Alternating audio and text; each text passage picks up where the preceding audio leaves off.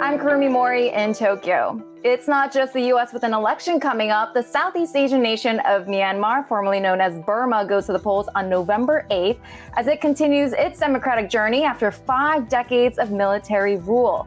We've seen Myanmar's de facto leader Aung San Suu Kyi has already cast a vote. Bloomberg's Nick Edwards is in the country's commercial capital of Yangon. Nick, what's the significance of these elections? Hi, Kurumi. So democracy is still a relatively new thing here in Myanmar. This is only the second general election since the end of full military rule in 2011. The last election was 5 years ago, and in that one, Aung San Suu Kyi and her National League for Democracy swept to victory in a famous landslide vote.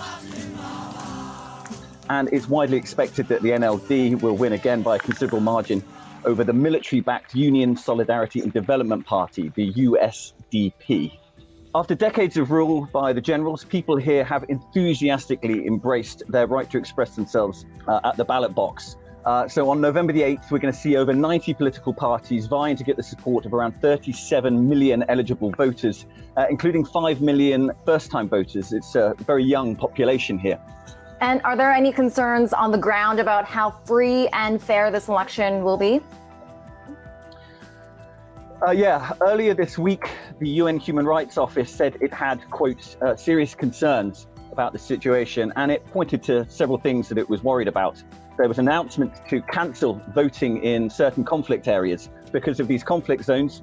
Certain areas here have had the internet shut down for over a year now.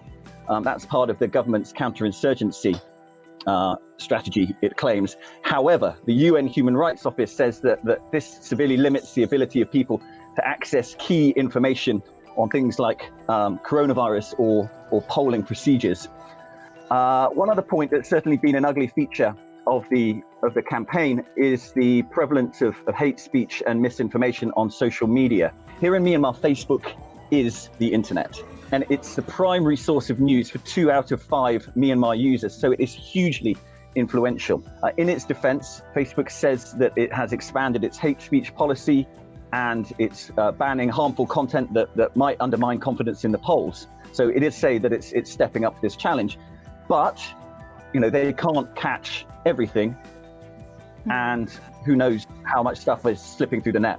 Yep, social media in focus there and around the world. Bloomberg's Nick Edwards from Yangon there on the upcoming Myanmar elections. You're watching Bloomberg Quick Take.